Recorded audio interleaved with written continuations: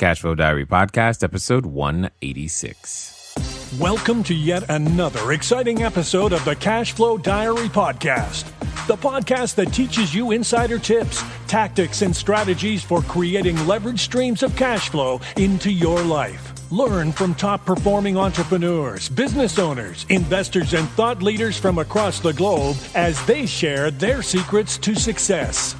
Like what you learn on this and other Cashflow Diary podcast episodes? Go to learninvestingnow.com and sign up to receive powerful tips and information that will help you succeed as an entrepreneur and investor.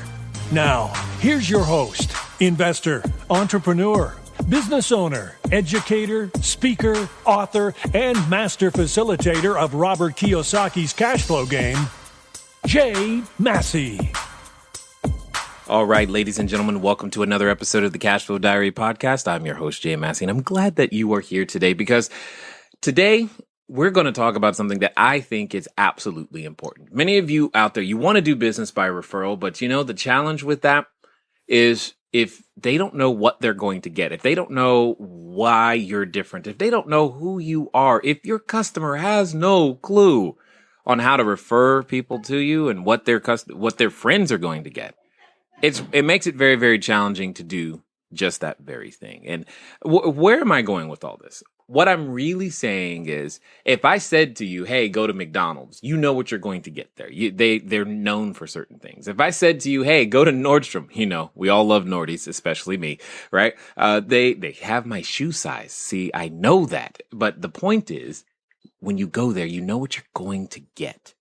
Each of these companies have what you would easily call a brand, and you know what they stand for. Today's guest, as I said, is going to help you and I be able to do that. But who is today's guest? Well, it's Dorie Clark. She's an adjunct professor of business and administration at Duke University's Fuqua School of Business and the author of Reinventing You, but more importantly, Stand Out, which is the new book. She's a former presidential campaign spokeswoman. She's a frequent contributor to the Harvard Business Review, Time, Entrepreneur, and recognized as a branding expert by the Associated Press. Here's the thing.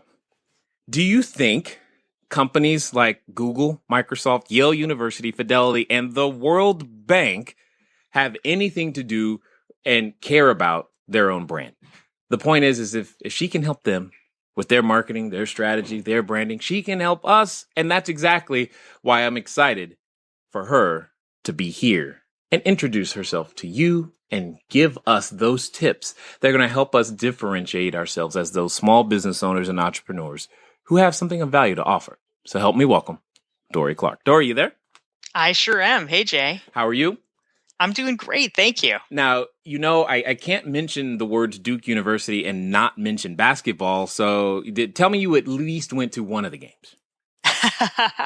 You know, I didn't this year. I actually live in New York City, so I'm not around too much on campus. But it was certainly exciting for overall morale, for sure. No doubt, no doubt. I can only imagine what that would have been like to be there at that moment in time. But that's okay. This isn't about basketball. This is about business anyway. Now, one of the things I like to do is I tend to ask the same question over and over again, especially at the beginning. And you don't know what that question is, but most people who are listening are okay, which could make you a little nervous, but don't worry about it. It's good. Here's the thing. I look at today's entrepreneurs a lot like yesterday's superheroes. And what I mean by that is a superhero, you know, occasionally they get dressed up. They wear a mask, sometimes a cape, and they use their special abilities to go around and help other people with their special skills and improve their life. And I think entrepreneurs do the same thing. However, before Superman was super and Spidey was climbing walls, they were just normal individuals in their own realms. So I guess they each have an origin story. So before you professor business administration, before you had clients and like Google, Microsoft, Yale, and helping them, before you were this branding expert, what we would like to know is, who is Dorie Clark? Well, like Superman, I have incredibly thick glasses. That's one thing. Okay, that's a good start.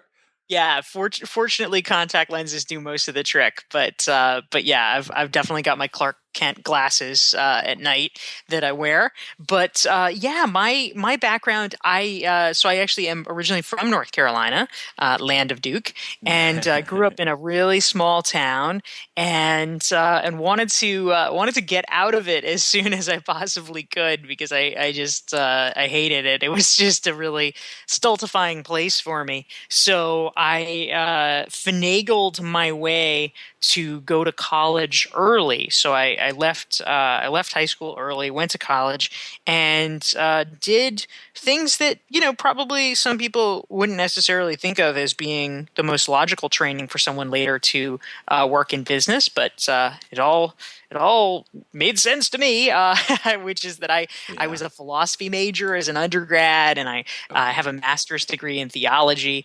And I wasn't really sure where it was heading precisely. I thought I might have a career in academia, but I was really interested in just learning about life and learning about culture. And so I managed to have a lot of different jobs early on. I was a political reporter, and you mentioned I was a spokesperson on a gubernatorial campaign and a presidential campaign. I ran a bicycling advocacy nonprofit for a couple of years. And Huh. then for the past 9 years, I have had my own consulting business where I write and speak and teach. Interesting. It's the phrase Renaissance woman comes to mind at this moment. When you just kind of stick your nose in whatever you feel interested about, it seems like at this particular moment. That you're right. That did not sound like the typical path for business under any stretch of the imagination. But what I find interesting about something that you said is, well, one, you don't know this. I'm actually from Fayetteville, Fort Bragg, North Carolina myself, and I had to get out of there too. But you left high school early. That says that you have an ultra high sense of motivation in some way, shape, or form. Curious to where that comes from. Yeah, it's a good question. And we probably grew up like a stone's throw away because I lived on the other side of Fort Bragg, Jay. I was from Pinehurst. Uh so That's pretty yeah. funny. That Yeah. that would be funny. We could talk more later. That would be really weird if we were right there at the same time. Absolutely. But yeah, so I honestly am not entirely sure where my sense of professional motivation comes from. I mean, a big motivation for me in terms of wanting to just get out of that part of North Carolina, which I think you probably have a better sense of the cultural mores there than most. But I was growing up there, and I was this gay teenager, and I thought, wow, this is not the place for me. So that was that Yeah. was a big driver. I thought, all right, there's going to be some better places, and I'm going to find them. So that was one factor for me. But overall, I think from the time that I was young, I felt a little bit of, you could say, a calling, or just a sense that it was that I had the ability to do big things, and I had the responsibility to do big things. And so I just really felt like that was. I mean, it wasn't really a debatable thing. I just felt like that was my path, and that I needed to make that happen. Indeed, indeed. But you brought up something just then that I think is key and very, very germane to the conversation. You said ability and responsibility. I think many entrepreneurs have that feeling of like, I could do something, but you also felt a responsibility to use those gifts into the marketplace. Yeah, it's one of those things where you can sort of harken back to all these Bobby Kennedy quotes, or whatever, that to whom much is given, much Required. is acquired. Demanded. And Yeah.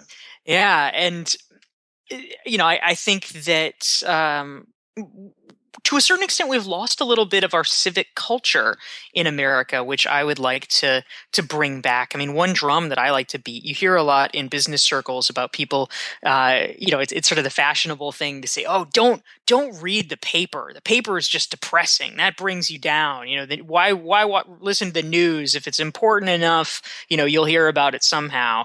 And yes, it's true. If there's like an earthquake in your town, I'm sure you'll feel it, or someone will tell you to get out of the building or something. But I actually think that there is value to the news. I mean, as a former reporter, and as someone who has been involved Right. in politics, I mean, yes, of course, certain genres of news are meant to be just sort of pop celebrity coverage. But I mean, I'm not talking about People magazine. I'm talking about, the New York Times or whatever. I'm talking about the fact that it is important for us to be citizens and being aware of the world around us and what's happening in it, and trying to make a contribution in whatever fashion we can. I think is a really important thing for us as individuals, and also as part of our society. It's part of being an American, I think. Well, and I think what you're really saying is people should just care. Yeah. At the end of the day, it's Yeah, we just should care. And you're like, hey, I care. So this is why I do all of these things. And why don't you care anymore? And I feel you. And also at the same time, I believe very strongly that entrepreneurs, us, we happen to care. We care about certain things a little bit more than others, which is why we take on the challenge of, developing products or services that are supposed to fix one specific small little problem that we can kind of handle, because we unfortunately can't solve everything. So with that being the case, why branding? Why care about marketing and branding in the first place? Why should anyone listening, considering a business, care about that? Well, I actually think that it's pretty foundational. That branding is really important, because if for so many people, because this is largely what has been taught for a long time, but so many people believe just concentrate on your work, just do your work, and good things will happen. You All mean, you need to do hold is on. work hard. You mean that doesn't work? Come on. You're bursting my bubble. All right, keep going. I Keep know. going. Sorry, man. But the truth is, we live now in a culture and a time that is so much busier and so much more frenetic than anything that our parents or our grandparents experienced. We're getting hundreds of emails a day. We're getting pinged all the time on Facebook and Twitter and LinkedIn. And as a result of this deluge, this onslaught, people are not paying that close attention to you. And as a result, if we just assume, oh, if I work hard enough, long enough, good things will happen. Well, you know what? You could be waiting forever. And one of the reasons that I wrote Stand Out is that for me, I actually consider it a really sad thing and a huge waste for people's talents and best ideas to go unrecognized, to go undiscovered. And there are so many people out there that have great ideas, that really have a genuine contribution that they could be making. But if they don't understand the importance of spreading the word about it, if they don't know how to crack the code of getting noticed, the impact that they're going to have is zero. And to me, that is depressing. And that's actually the problem that I want to solve. I would like the best ideas to get out there, and I would like people to understand how they can do that better. You bring up two interesting things. One, I'd like to say I wish I only got 100 emails a day. But secondly, the idea of being able to put yourself out there in such a way so that you can be found. I agree with you. So I grew up around some talented individuals, and I always wondered, what on earth am I going to contribute? Because I'm not them. I can't do that. And, so some people's talents, they're just really clear. It's obvious, and everybody talks about it. And it took me a while to find, where's my genius going to come out from? And then now we're on this journey of, hey, let's tell people about it. How does one find those latent talents that they may have yet discovered, and more importantly, package them in such a way that people want to consume them? Yeah, so it's a really great question. I mean, I think that for a lot of people, people find themselves at different places along the spectrum. Sometimes, people will have, some sort of talent or gift they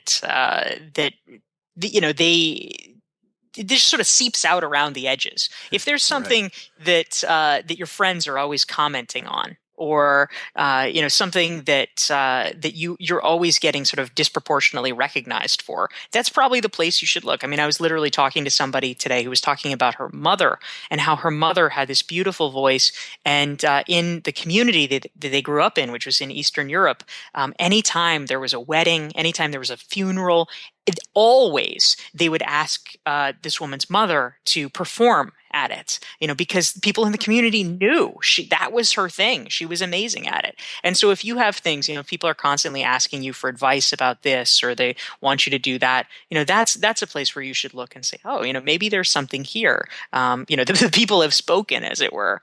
But I think for a lot of people, it may be more the form that they have this interest, this sort of nascent interest, but they know in a broad sense, like, oh, I'm interested in technology, or, oh, I'm interested in fashion, or something like that. But they don't really know how they can, fit their way into it. They don't know what they can contribute that's different. They know they like it, but they don't really know, like, oh, could I contribute something different? And one of the most important things that I learned in the course of researching Stand Out, for which I interviewed about 50 top thought leaders in different fields, is that it really is a myth that people have this, they have this fully formed crystalline idea, and then, they immediately go out and start spreading it. I mean, most often what happens is that someone has an interest that's just sort of a general interest, like, oh, this is cool. I'm curious about this. They start mucking around with it. Literally, they just start experimenting. They start doing small things. They start exploring it. And it's in the course of exploring it that they discover what their idea is. And I think that's really important, because some people never even try because they say, oh, well, I just don't have an idea. But the truth is, you're probably not going to have the idea unless you get started. Well, Dorie, you have no idea how I hope everybody heard that. And in fact, you should hit the rewind button and play that part again. Do you know how many people I run into who tell me, Jay, I just want to make sure I understand all the angles before I get started on anything. And here you are saying the exact opposite. You won't figure it out. You just got to get started and kind of let it evolve at the end of the day. Here's a question. So you said there was 50 people you interviewed for the book? Yes. Of those 50, how many had a perfect plan, and that perfect plan happened the way they designed it and is exactly what they're still doing? Oh, yeah, like 0. Exactly. That's kind of I had a feeling you were going to say that. I didn't even need to know. Who were some of the individuals that you were able to gain access to and interview in this book? So I tried to have a diversity of professions so that I could begin to look at how to become a recognized expert in a lot of different fields. What are the commonalities? So I interviewed people from genomics and from real estate and from urban planning and from bicycle advocacy and all these different things.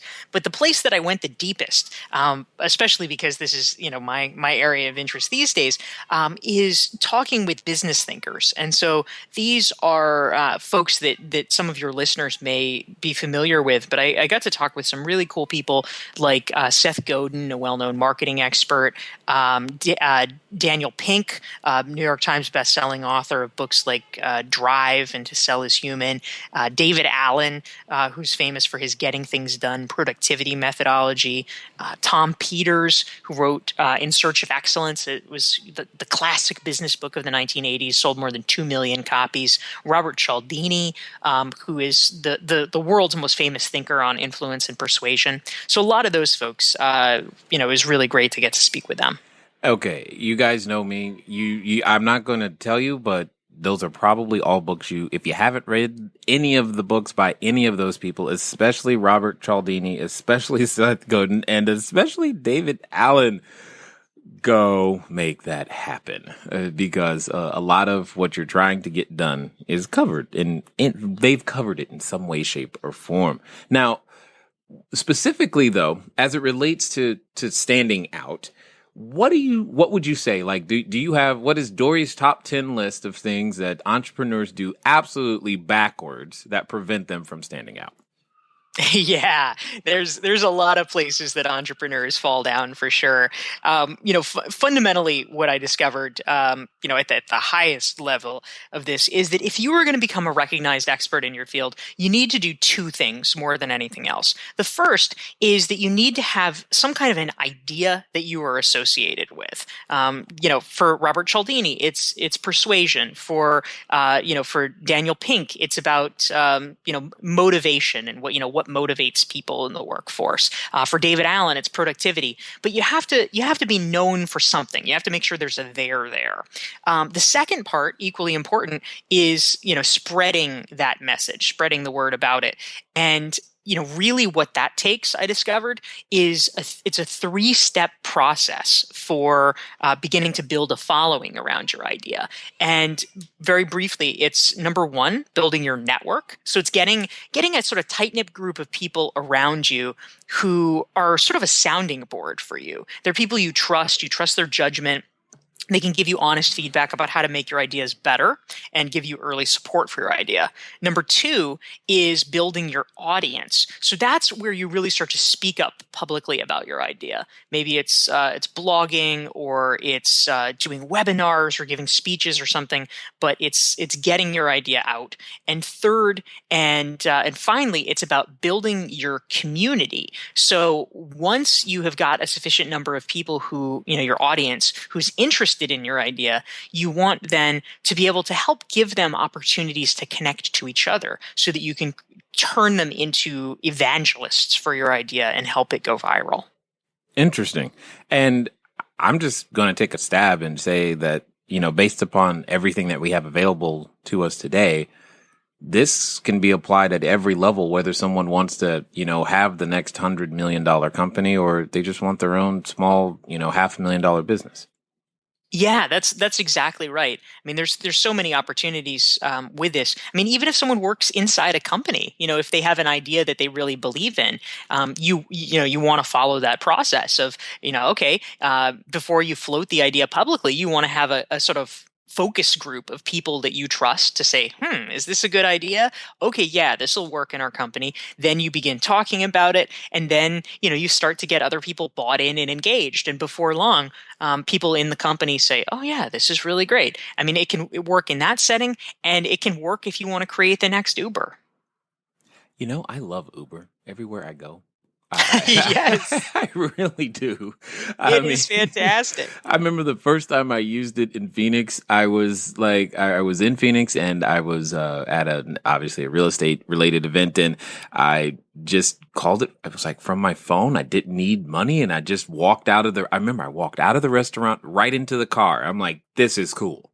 This is the best thing ever. Anyway, it's pretty darn cool.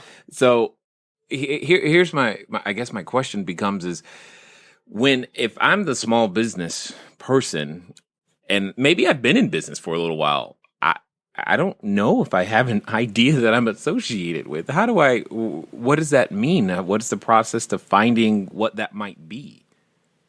Yeah, so there's actually a lot of different ways that you can do this. What I discovered in the course of writing Stand Out is that fundamentally there's 5 major strategies that people can use. You definitely don't have to do all of these.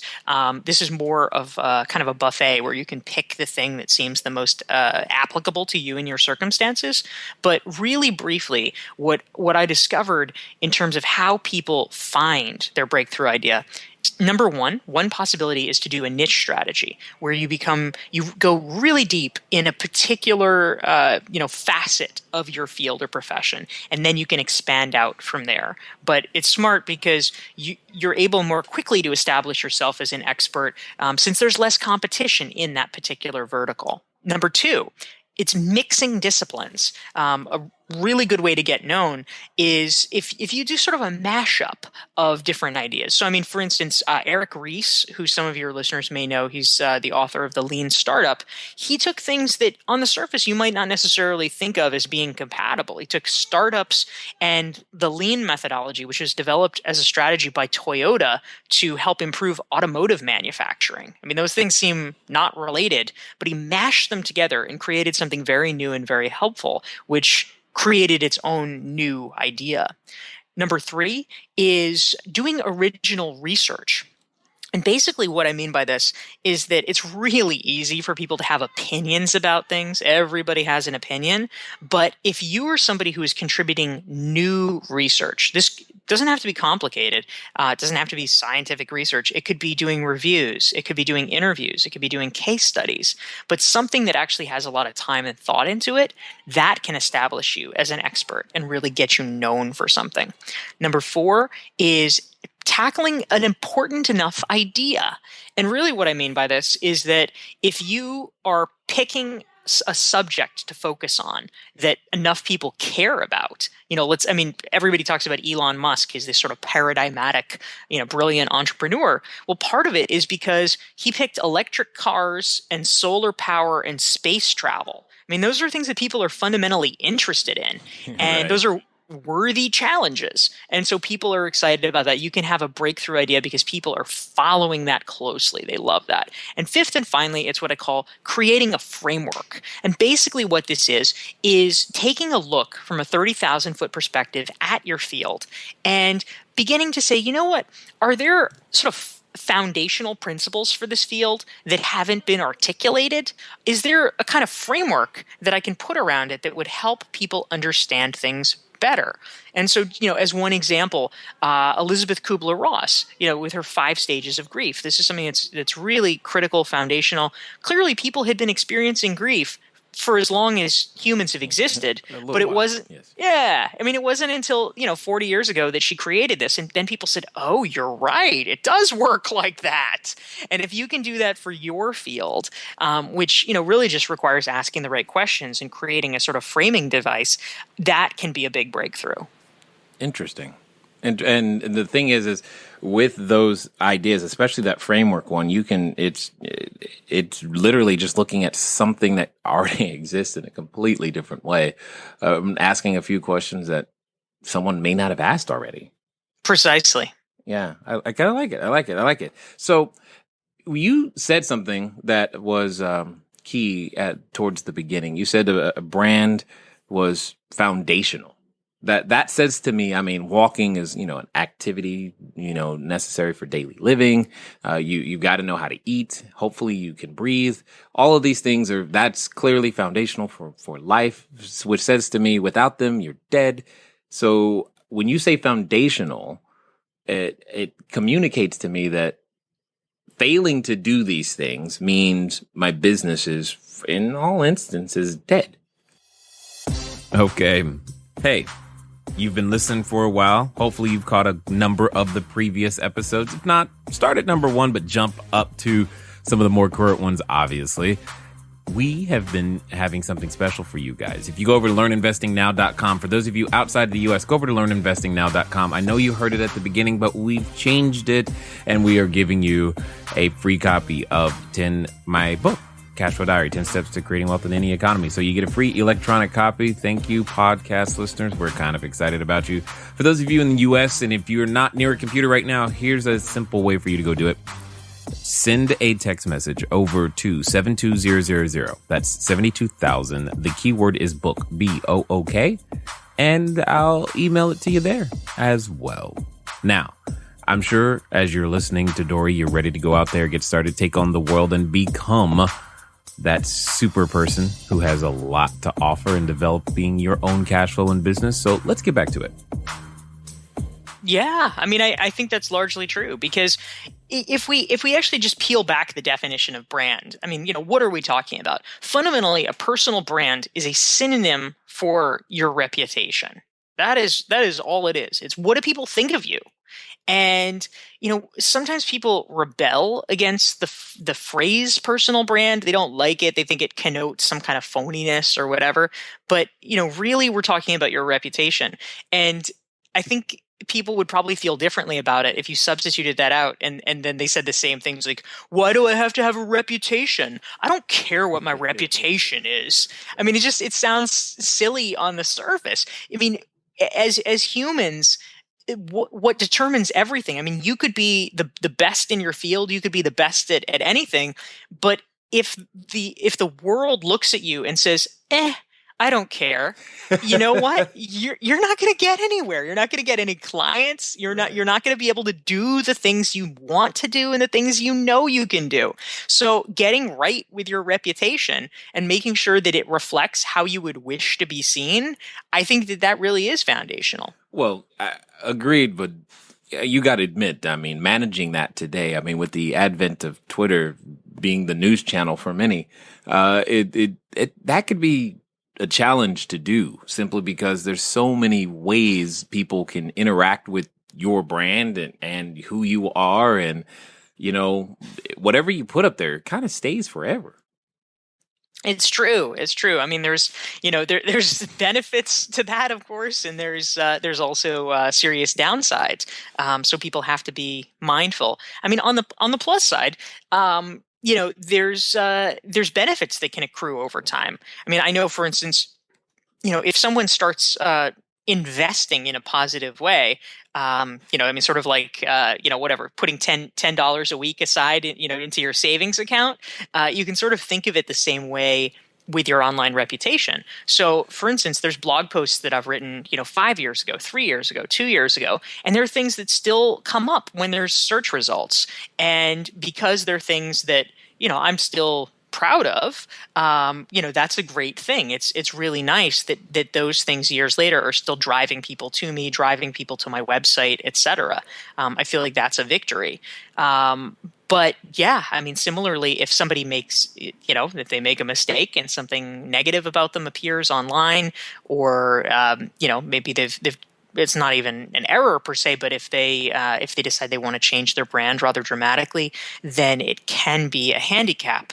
I write a lot and do some executive ed teaching around the question of online reputation, and really the only answer for people, it's kind of to fight fire with fire, which is that if you don't like what is out there about you online, you need to take control of it by creating more of the content you do want and more of the content you do like. And if you do that, you can win the battle.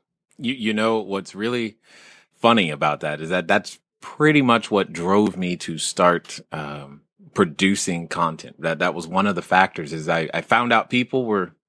I didn't know this. I didn't actually care. If people were, they was like, "Hey, I found you on YouTube. I looked you up on YouTube." I was like, "I don't have anything on YouTube. What did you see?" And then I started learning that was common, that people were Googling me and looking things up. And I was just like, well, I guess we have to combat this. And a few years ago, it was pretty funny. If you typed in my name, the only thing that came up, and I wish I was kidding, Dorie, but I'm not. The only thing that came up was either convicted criminals or bald white men. Oh, geez. I'm like, oh, gosh. I didn't even come up in the search results for my own name.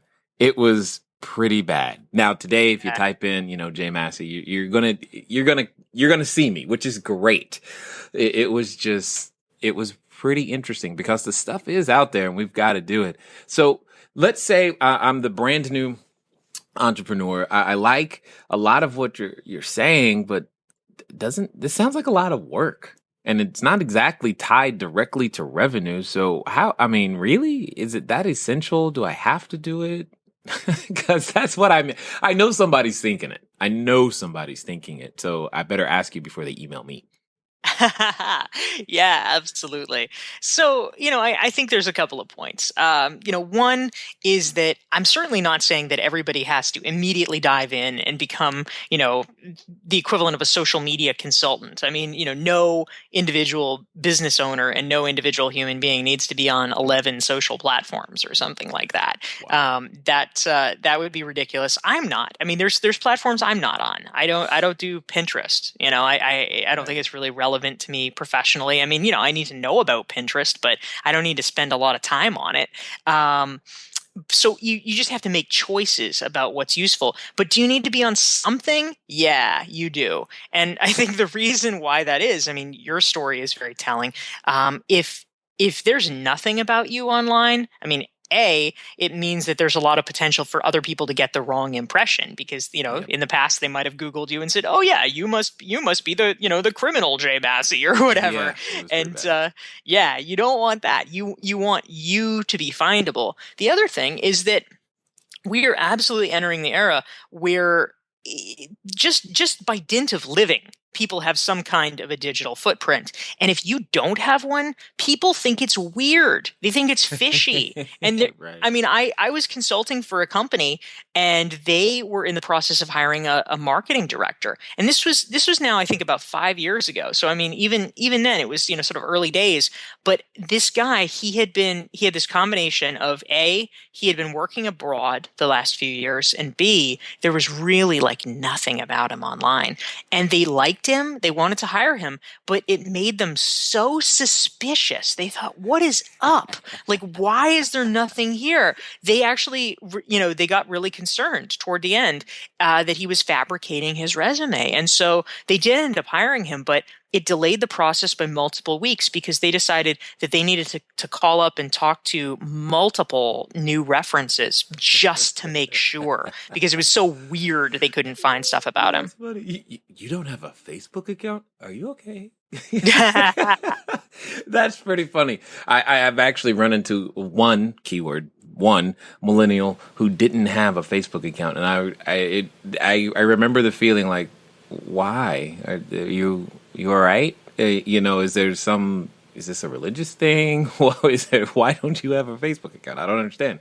Right. But so I get what you're saying. It's pretty odd. It's like almost asking somebody today, you don't have a microwave, a cell phone. I mean, all of these things that are now commonplace, to not have them is more weird than actually having them when they first came out and onto the scene.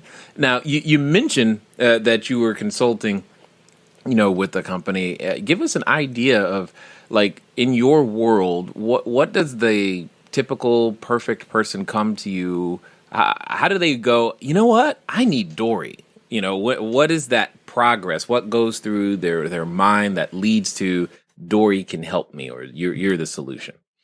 Sure, yeah. So really the sort of presenting symptom, you could say, for Right. people hiring me, it would be two things. It's a little bit different for companies versus individuals. For a company, generally they know that they need to raise their profile. They want to become established as thought leaders in their market, but they're not quite sure how to do it because there's just such a surfeit of options now in terms of marketing. And you could spend your time and your money in a million different ways.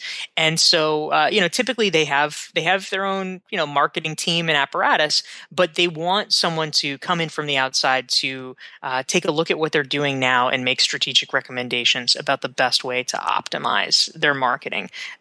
In particular, if they're interested in doing things around, content creation or other ways to establish themselves as really the go-to experts in their niche. For individuals, it's sort of a similar thing. I do some high-level coaching for executives and entrepreneurs, and it's about this question of, how do you build up your own platform? How do you build up your brand as a recognized authority in your field? Sometimes it's people who want to write a book and know they need to do that in order to get a contract, or they want to help in trying to figure out how to build a following in advance of a book being launched, or maybe they have a consulting business or something like that. Interesting. Got it. Okay. Got it. Makes perfect sense. So here's the question. I think every, superhero has that moment where they realize, their unique and special skills, but they still have to make the choice that I'm going to offer my unique and special skill to the world. This is a choice that you yourself had to make. And occasionally, once we get to that realization that we have this ability, before we are willing to accept the responsibility of putting it out there, we can tend to experience a varied, wide range of emotions. And some of those emotions can prevent many people to say, you know what, it's just not that important. The question is what got you to go past your superhero moment and really say, you know what, this is me, this is who I am, especially after doing so many varied things, to finally say, you know what, I'm going to offer this. And you know what, if it works, great. If it doesn't, great. but this is what I'm going to do.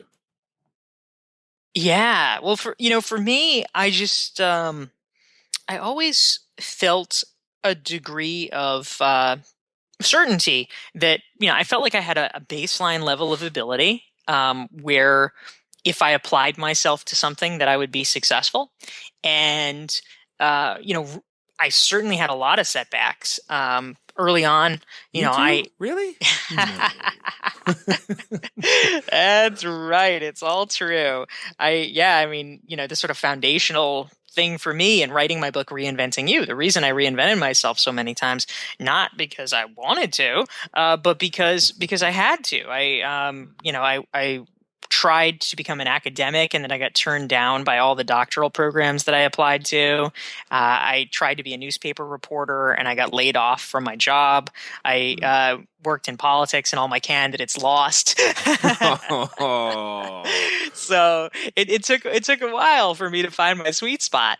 But I always just felt like that I knew that I could make a difference, and it was annoying to me. I mean, frankly, one of my sort of pieces of advice, which clearly people can take this to extremes, but I think it's perhaps especially for women, but for people in general, I think it's useful. I'll call it blame out rather than blame in.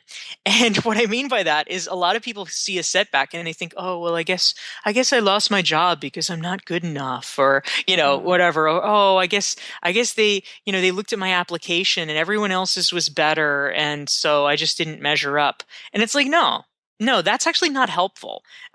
Yes, listen to feedback if you're getting it from people you trust, and listen to feedback, if you're getting it repeatedly.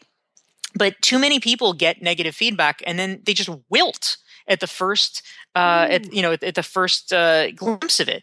What I think you need to do instead is to say, those people are dumb. I don't understand why they didn't see what I have to offer, but screw them. And that's Right. really what I've been trying to do. Right. No wilting. This is a no wilting zone. That's what we got to get a sign and a T-shirt now. I like it. No wilting. There you go. There's the next book right there. Boom. No Yes, wilting. There you go. We get the catchphrase. Everything else just comes easily after that. Absolutely. Now you interview 50 different entrepreneurs. Tell me how you didn't wilt, and go for it from there. Anyway, I'm just messing with you. Although kind of not really. It would actually be interesting. Where's does that come from though? I mean, do you think, all right, if I'm listening to you and I go, man, yep, I totally wilted again. How do I develop that if I don't have it? Or is it just born with it and either I've got it or I don't? Yeah, I mean, I think that just about everything is learnable, honestly. I mean, I feel like the whole idea that you are or you aren't something, I mean, perhaps with the exception of like your height. Yeah, gotcha. Yeah. I mean, I think one of the the most interesting research when we talk about breakthrough ideas. This is actually not someone that I profiled in my book, although I certainly could have. Is a woman named Carol Dweck, who's a psychologist at Stanford, and her research into learning and learning patterns, really incredibly influential. And she talked her big idea that she's known for is about the distinction between a learning mindset and a fixed mindset. And it turns out that if you have a learning mindset where you feel like, what, all right, I didn't do well on that test, but I can learn, next time I'll study harder, or next time I'll do better. Those people, as you might imagine, over time are a lot more successful than the people who have a fixed mindset where it's that, oh, you're either smart or you're not. And if you do badly on a test, then that just proves you're not smart. And so they get their egos crushed. And so as a result, they get into these really maladaptive behaviors where they do things like, oh, they don't even try, or they sort of like throw it so that they never are confronted one way or another with what they think would be evidence that they're not actually smart. That creates a lot of problems for people in life. And so I think if more people adopted a learning mindset about almost anything, we would be better off. Because for sure, are some things more learnable than others? I mean, yeah, probably. But if you just believe fundamentally you are or you aren't, well, you're going to make zero progress. Yeah. And now we have the answer to the question of, are entrepreneurs born or made? See, it's very, very clear. Everybody, every one of you can make it happen. And that's the part that I love. You may not have been the one selling candy in the second grade, but that doesn't mean that you can't become the next great Elon Musk, since we've used him in this particular episode before. Here's the question. There's a number of people who are listening to you right now, and I know they have varying levels of excitement, and some of them like, oh my God, Dorie can totally help me. What's the best way for any of us to catch up with you in the future, figure out more of, how do we start this journey and begin to improve ourselves, our business, our brand? Well, one of the things that your listeners might be interested in, Jay, is that I actually created a free workbook that is based off of Stand Out. It's a 42-page workbook that literally just walks people through the process of how to create their own breakthrough ideas and build a following around them. And folks can get that for free on my website, dorieclark.com, which is DORIECLARK.com. And I hope that might just start getting the wheels turning to think about how to apply the ideas to themselves. And I also have about 500 free articles available on the website as well. Only 500? I'm working on it. I mean, I thought we were going to be an overachiever here. Come on. I like it. I like it a lot. Okay. So last question here. Let's pretend that someone right now is standing outside the superhero outfit store and going, you know what? I think I'm ready. I want to, maybe I should, get a mask, some tights. They're not sure in the colors yet, maybe, but that's okay. And then, they still haven't decided cape or no cape, but the question becomes in their mind, I could go buy the outfit and dress up on the outside, but on the inside, they still have that nagging, I don't know, maybe not. What would you say to that person who's in that space right now? Yeah, well, I'm a little biased, but clearly I think they should go for it. You and every other guest that I've asked that to has been absolutely biased and said something similar.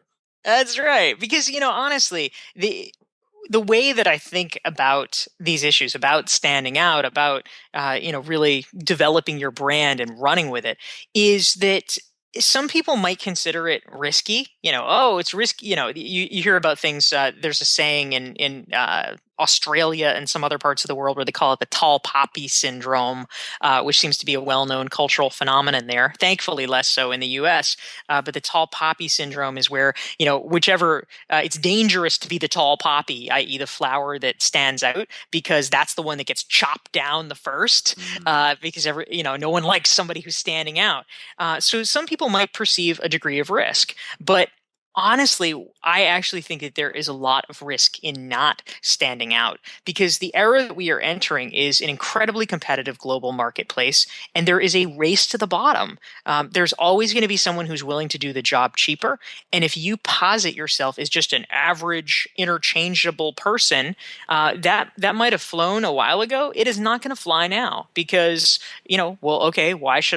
why should I pay you 10 times what somebody in Bangladesh can do it for?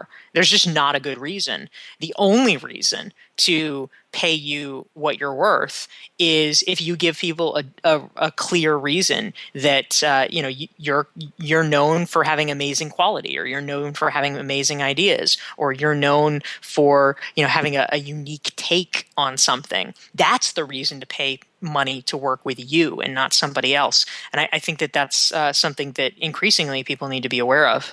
Agreed, 100%. It's otherwise you're treated like a commodity, and what difference does it make? I always think about that, like Staples and Office Depot.